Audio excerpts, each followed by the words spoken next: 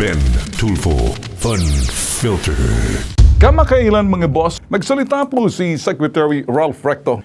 Panawagan niya po doon sa mamamayan, ganoon din po sa mga LGU, local government units, at sa national, pagdating po sa waste disposal o basura, shared responsibility po ang tawag niyan. Pareho po nag-aambag ng sinasabing responsibilidad sa paligid po natin. Gusto lang po namin sabihin po sa inyo, ang basura po ngayon, kung minsan sinasabi, kaya po tayo nagbabaha dahil kunting bahalang, kapag ang isang lokal na pamahalaan nagpabaya sa mga basura, ibig sabihin, hindi po nagtatrabaho yung mga yan, bantayan niyo po ang inyong syudad na kung saan po kayo nakatira, kasalukuyan. Kami po ay nagsasabi lamang sa inyo mga boss, ano? Una, na hindi lang po yung social and moral responsibility manggagaling po sa LGU or manggagaling sa tao. Yun po naman, tingnan po muna natin kung paano natin pangasiwa ng basura. Tingnan po muna natin yung pong naghahakot ng mga basura. Kung pag-uusapan po ang kalikasan natin, para makita po natin yung pagbaha na yan, baka alam nyo naman siguro, kakurakutan pagdating sa flood control. Marami po kasing malilikot dyan, kaya kuminsan ang kakapal ng mga mukha, di ba? So, mga contract dyan, mga kontratista. Kung kayo po yung mga kontratista, kabahan na po kayo kapag ang bitag mo po nagsasalita. Kapag nagsalita na po si bitag, kung meron po kayong tinatago, mas mabuti pang umayos na kayo. Umpisahan nyo ng pagbabago. Ang basura, dyan po maraming yumayaman. Sinabi po yan ni Boying Rimulya ng Ombudsman. Balikan po natin, ano? Paano yumayaman? Yung mga kontratista, may malaking kontratista po sa Metro Manila, ang pangalan po ay Icewin. So sobrang laki po nila mga boss, sila po yung naghahakot ng basura po, hindi lang po sa ibang mga, pati sa Quezon City at iba pang mga syudad. Kung kayo po yung nakikinig ngayon sa City Hall, yung tanggapan po ni Mayor Joy Belmonte, kung nakikinig po kayo, ito po idudulog po natin. Yung pong kontratista ninyo, ng basura. Lumapit po sa amin, ito pong mga palerong pinagsamantalahan, inabuso, niloko, pinabayaan.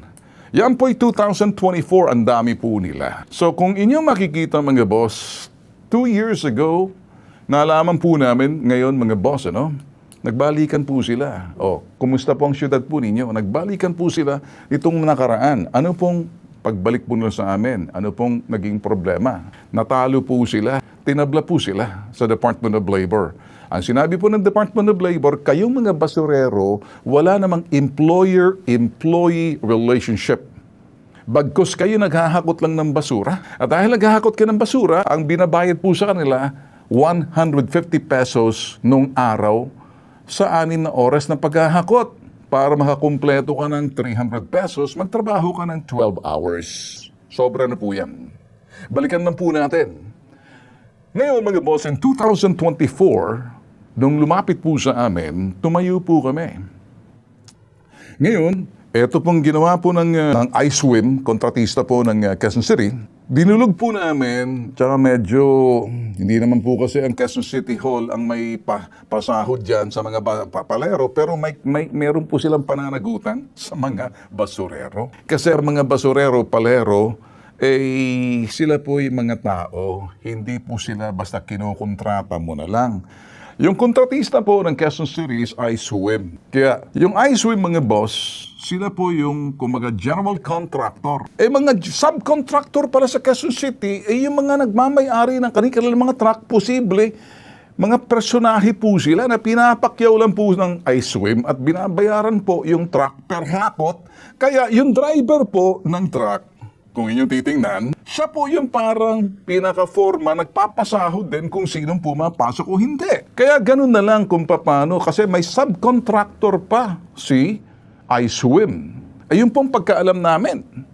So ngayon, kung maaari, kami kumakatok po sa Quezon City Hall at sinasabi po namin sa inyo, magsusulat po kami sa tanggapan po ng mayor para obligahin si Icewin na sila po'y may pananagutan kasalukuyan. Ako na interview ko, yung ibang mga basurero, pagpasok sa subdivision namin, na-interview ko po, ang sinasahod po ng isang palero ay 200 pesos lang, ang dumi-dumi, at ang driver 400 pesos. Tapos meron po silang kasama na sinasabing ang tawag doon ay sabit lang. Sumasabit-sabit, binabayaran lang po ng 125 pesos. Ang basura, maganda pag-uusapan kasi nandyan yung pera. May pera sa basura. Daming nagsasamantala na mga kontratista. Hindi ko nilalahat ang kakapal na mukha. Ang titibay ng sikmurat laman loob. Ewan natin kung ito ba'y napapansin ng mga alkalde. Baka kasi sabihin ng isa dyan, ay tinitira mo kami kasi Quezon City po ako. Sinama po nila ako doon sa sinasabing laro nila, huwag niyo akong isasama sa inyo. National po ang issue ko dito. Ngayon, bumababa po tayo rito at yung konseho ng Quezon City, yung council, kinig kayo. May pananagutan kayo doon sa mga basurero na sinasabkon sa ilalim labor, binabayaran lang ng ganong kamura. Kung kayo po'y mga taga anumang syudad, whether Bacolod, na may ice swim po, anong syudad, bantayan niyo po ang pinagagawa ng mga kontratista na puto. Ito po yung racket na ilalabas po namin isa-isa. Kami liliham muna sa tanggapan po ng mayor, ganun din sa konseho, para panagutin or i-call out yung sinasabing kontratista ng basura, ice win, para sumunod sa mga batas ng labor. Kapag hindi nyo nasunod, dapat matanggalan kayo ng kontrata. Obligahin. Nung pumasok po ang bitag, nagpadala po sila ng abogado that time. Bakit po nagpadala ng abogado sa labor? Para po i-representa yung pong mga palero na natalo kasi no employer-employee relationship. Anong ibig sabihin? Di na, kumbaga, ano lang kayo, hakot-hakot lang kayo. Pero mga boss, simula po noon na natalo, napaniwala po nila kami na okay na. Kasi binigyan naman sila ng unemployment assistance na silibak sila. Kumuha ng bago, pero tuloy pa rin yung racket ng sinasabing ice win. Dapat malaman to ng sinasabing alkalde. Ito, paglabag po to sa labor. Tatawag lang po namin dun sa abogado po ng Quezon City na narepresenta yung mga palero. Pero ang kanyang trabaho pala'y palamuti lang, flower base. Hindi siya nagsasalita. Para lang sabihin may abogado, kaya hindi nilalaban. In short, nang tinatanong po natin, alam mo, ay wala, basta pinadala lang po ako nila eh. Kasusap ko lang po eh. Can you imagine that? Ang pakalaki po ng Quezon City. Pinag-aaralan po namin ngayon yung mga itong ice swim at inaalam po namin yung mga contract po nila kasi hindi kaya napapabayaan ng gusto ang mga basurero. Tayo, nananawagan tayo moral social responsibility na tayo ayusin natin ang pag-segregate ng mga basura at paano natin pinangasiwaan yung basura natin bago kunin ng mga basurero. Pero yung moral social responsibility, paano naman yung legal, moral, and social responsibility ng isang syudad siguraduhin na hindi niloloko yung kanilang mga constituent na mga palero dyan sa may payatas na kung saan binabayaran lang ng 150 pesos o 200 pesos mataas na. What a big accomplishment. Ang ginawa po nila ngayon, simula akong may nag-investigate, natakot po sila. So, nabalitaan po namin ngayon na yung pala sila, ino-obligate nila lahat ng mga palero, basurero. Hinahanapan nilang SSS, hinahanapan ng PhilHealth, at saka hinahasanan ng pag-ibig. Para makakuha ka status na parang parang self-employed ka. Ngayon, pag self-employed ka, bago ka makakuha ng SSS mo, di ba? Siguraduhin mo yung mag-a-apply ka. Ang mga palero ba naman? Sisweldohan mo ba naman ng magkano? Sinisweldohan lang po sila ng magkano bang sinisweldo.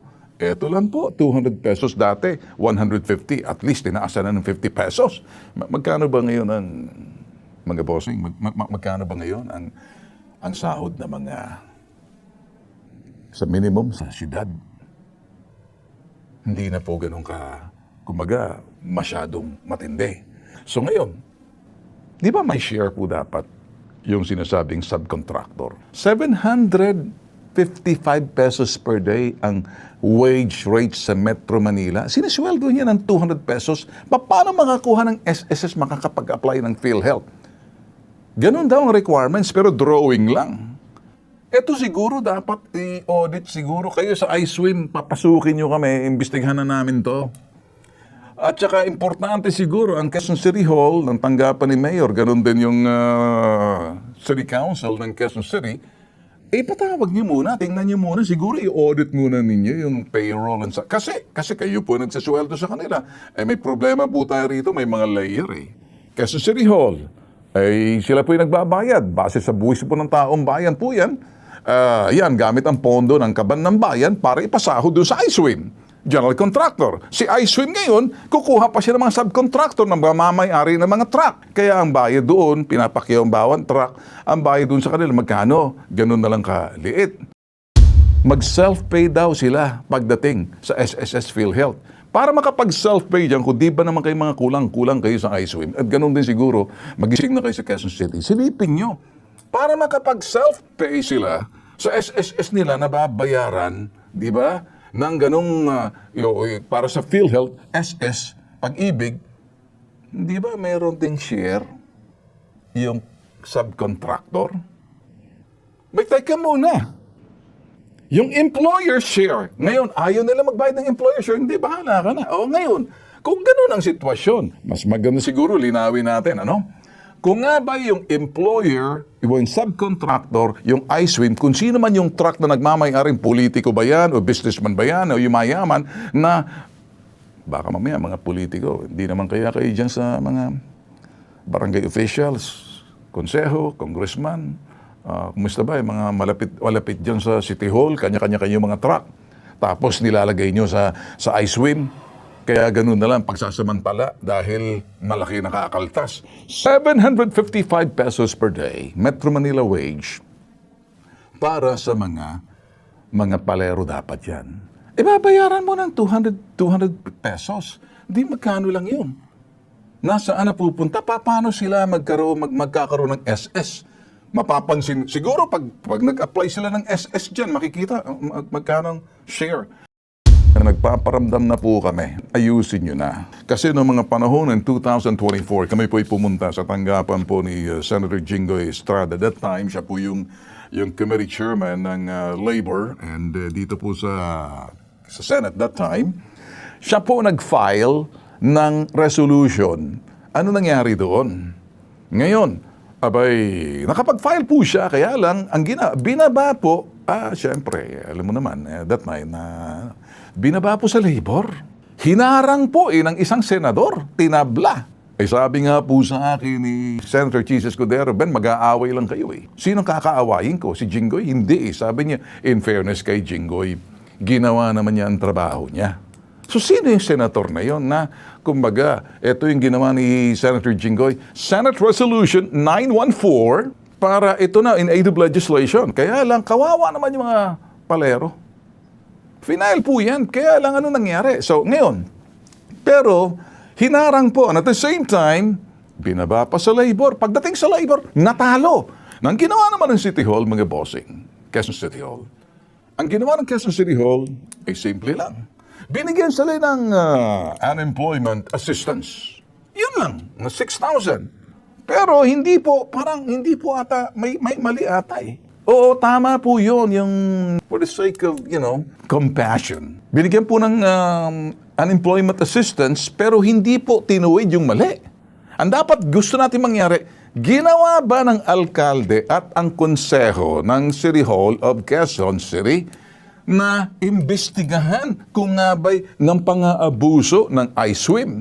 May mga mata ba kayo para sabihin, tigilan natin, o Mayor Joy, or sino ba yung mga konseho dyan? Sino ba ang nasa kontrata ninyo dyan? Dapat silipin ngayon. Papasok na po kami. Susulatan po namin kayo. At makakaabot ulito sa Senate. And at the same time, kung may haharang pa rito, i-expose ko na. Pasensyahan na tayo rito. Subukan niyo harangin to. Dadalhin po namin sa Labor to para makita na po dito. At kung kinakailangan malaman ng palasyo, sinasabi natin pananamantala, pang-abuso, panloloko, pagpapabaya. Abay, teka muna, hindi na po pwede yan. Basurero na nga, trato natin, basura sila. Kaya dito, mga boss, in-expose po namin severe labor exploitation in 2024 dun sa waste management, ginawa po ng ISWIM. Ang ginawa po ng ISWIM, sinircumvent niya po para makaiwas siya. Classify niya yung 200 garbage na lumapit sa amin na volunteer. Volunteer. Ang volunteer, hindi nagpapabayad. Ang volunteer, pag hindi pumasok, hindi niyo pwedeng kagalitan. Ang volunteer, hindi niyo pwedeng bantaan. Kapag hindi ka pumasok, tatanggalin ka namin. Volunteer ba yun? Hindi po pwedeng volunteer. Sila'y empleyado na mga, kumbaga, ng subcontractor. Hindi nga sa City Hall yan, pero sa ilalim ng ISWIM, yung general contractor, kumuha pa ng subcontractor. Ang bawat subcontractor, mamayari ng mga truck sa Quezon City. Negosyo to eh. Pagkatapos yung may-ari ng truck ng Quezon City, ang parang pinaka-bossing nila, ang driver, nagpapasweldo na sa mga palero. So, sinong amo? Hindi mo makikita yung subcon. Ngayon, nagtatakipan mga boss eh. Sa halip na gawing kahit hindi naging regular, sige, pakyawan na lang. Sabihin natin pakyawan na lang itong mga palero. Ang dapat ginawa ng City Hall, ng Quezon City Hall, ito sa ISWIM, oo, hindi nga sila empleyado, pakyawan. Pero arawan nila, dapat 755 pesos pa rin. Yung sinasabing labor, gamitin labor law. Hindi nga natin sila pwedeng gawing regular, pero bayaran natin ang tamang arawan. Pero pagkatapos, pag binayaran natin ng tamang arawan na yung wage, ano mangyayari? Di ang mangyayari doon, makakapag-contribute sila sa SSS. Pero, teka muna, ayaw ng employer-employee relationship. So therefore, walang share yung employer. Bahala ka sa buhay mo. Ikaw ngayon bibili. Ikaw ngayon kukuha ng social security mo. Kung gusto mo ng pag-ibig, kung gusto mo ng PhilHealth, bahala ka. Nakakaawa po yung mga palero eh. Nagkakasakit po sila eh. Wala po sila mga guantes, wala po sila lahat. Ito pong aking panawagan kung nakakaabot na po ito. Baka nakalimutan na po ninyo siguro. Ako yung magsasabi po rito, ang konseho po ng Quezon City Council ay tinatawagan po natin at yung tanggapan po ng mayor, kung maaari, pakisilip na lang po yung kontrata po para malaman, pwede po ba ilantad na natin sa publiko kung paano po, kasi public record po yan eh. Ano man po yung mga serbisyo na dinudulot po, entitled po ang Quezon City, mga residents for full transparency. Doon po sa kontratang pinasok po ng ISWIM at sa pagitan po ng Quezon City, ako po isang residente ng Quezon City. Nagbabayad po ako ng buwis. So, ang full transparency, ipakita niyo po kung ano pong nilalaman ng kontrata ng ISWIM, Quezon City at ISWIM para makita po natin bakit natin gusto ng full transparency. Ang full transparency, para makita po natin with accountability. We have to be transparent para wala pong lokohal dito. Parang, abay, teka muna, kaya nga po tayo nagka-problema dyan sa mga lintek na mga kakurakutan pagdating sa flood control dahil walang full transparency. Ngayon, pag full transparency, mayroon tayong accountability dyan. Makikita natin kung sinusunod ba. Kasi kung hindi, abay, kinakailang po siguro ng Senate investigation dito in aid of legislation. Ano pa bang kulang? Especially, malaki po tong ISWIM na to eh. Hindi po ordinaryong company to. So, ganun na lang ba? Yung pananamantala, pang-aabuso. Kaya ako po, binigyan ko po ng ganitong oras. Nakikinig po ba kayo sa Quezon City? Open your door. We will make our investigation. Open your door, and then ipakita niyo po yung kontrata. Kaya public records po yan. Serbisyo po yan. Ano pa bang nilalaman yan? Para makita natin, sa ngalan ng doon na sinasabing parehas at patas at limpyo na pangangasiwa, hindi po sa pangangasiwa ng basura, maaring okay kayo sa basura, pero doon sa mga taong pagtrato sa kanila, makatao. Mahirap na nga, pinahihirapan pa natin. Mahirap na nga, nilulugmok pa na sa kahirapan. Dinala po namin yan, yung 200 pinagsamantalahan ng mga palero sa Senate. Senator Jingo Estrada, siya po yung nakaupo na chairman back then. Nag-file po siya ng Senate Resolution 914, official resolution, para po iimbestigahan yung ISWIM ng Quezon City, yung kontratista ng Quezon City, for unethical practices and severe violation which explicitly included the following: forced volunteer status. Yung volunteer nga na parang up to 4 years to avoid regular employment status. Yun pong nakikita natin. Kinontrata po nila lang 4 na taon na volunteer para hindi po pwede maging regular. Ang ginawa po nila ngayon, matindi po eh. Pinilit po nila mga palero magtrabaho ng 18 oras sa isang araw. Tapos ang bayad ninyo, magkano? 400 pesos? Ito, underpaid.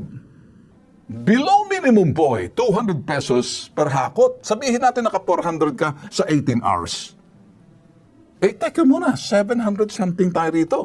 Pag nanakaw po to, sa pobreng mga palero na dapat mapunta sa kanila, dininay po sila ng overtime, night shift differential, yun po yung SSS PhilHealth. Importante po ito. Ngayon, kami po magsasabi na yung ginawa po namin in 2024, kinakailangan bumalik po ito sa sinasabing legislative resolution directly to step. Kinakailangan po ng Malacanang dito Ang Senado, kung kayo dyan, halip nagbabangayan kayo, para magkaroon ng public consciousness, ang mga taga Quezon City, dito, para doon sa sinasabing, na makita ninyo, ano ba nangyayari? Maaring hindi ka epektado. Hindi, okay lang naman sa amin. Total, limpyo naman, nakaupuhan, hahakot naman ng basura namin. Okay lang, wala na kaming pakialam dyan. Okay, ganun ba? Ganun ba dapat sa Quezon City? Kung naninirahan tayo, wala kaming pakialam, basta't nakakot ng basura. Wala akong pakialam kung magkano pinabayad, basta't malimpyo. Teka muna, ganun ba? Yun na bang sinasabi natin na kaugalian, kalakaran na okay lang, basta't hindi tayo epektado? We don't really care. Kami po, we care. If nobody listens and nobody care, and medyo tagilid ang laban mo, dahil basurero ka lang, di ipabitag mo, kami tatayo. Wala kaming pakialam, wala kaming kaibigan dito. Ang sinasabi namin, kaibigan tayo sa ibang bagay. Pero pagdating dito, teka muna, may mali. Ayusin natin to. Nagpuntahan po sa amin kamakailan nung tag-ulan ang lakas, 100 po sila Tinanggal na po sila. Ang karamihan po sa kanila, sabit-sabit na lang. Dahil lumapit po sa amin. Pero hugas kamay naman, naging Poncio Pilato ang Quezon City. Buong akala ko na sila po'y binayaran doon sa mga serbisyo nilang ginugol nila, doon sa parang tinabla sa malit na kapsahod, hinabol, yung pala binigyan lang ng yung unemployment assistance, isang beses lang. Abay, teka muna, 6,000? Pwede ba yun? Tinanggal po sila dahil nagsumbong sa bitag. I take it so personally, declaring war against you sa ISWIN. Tingnan nga natin, malaki nga kayo, no? Tingnan nga natin, sisilipin namin yan, titingnan natin, iikutin namin yan. Abay, teka muna, hindi po nag-iisa ang bitag. Meron po kaming, tandaan, meron po kaming NGO, non-government organization. Hindi po kami tumatanggap ng mga kontrata sa gobyerno. Pribado po kami. Kaya po namin manilit, i-examine, not just examine, but evaluate, monitor, and investigate yung pong mga ganitong klaseng gawain na hindi po dapat. Partikular pag nasa sistema ng salo, napapalob sa sistema na kung saan nasa lokal na pamahalaan or nasa nasyonal. Kapag may nakita po kaming mali, dapat dito, ombudsman to So ngayon, importante, pasagutin po muna natin sila mga boss. Mahirap naman baka sabihin, di ba natin? So, susulatan po namin sila. Papadala po kami ng sulat, sa pamamagitan ng abogado po namin, papakita po namin sa kanila, pati doon sa konseho, na sasabihin to examine, and then, ang ating hinihiling, abangan niyo po to, ipakita ang kontrata ng ISWIN para makita natin saan sila namantala, kung sino-sino man subcontractor nila. Kasi kung nagsasubcontractor ka, wala ka naman pera, tapos pagsasamantala mo, manggagaling lang pala sa ISWIN, tapos pinaghahati-hatian nyo yung I1. Hindi tayo pwede magbubulag-bulagan, evil triumphs when good men do nothing. That's all it takes. This is Bitag Live. Ben Tulfo Fun Filter.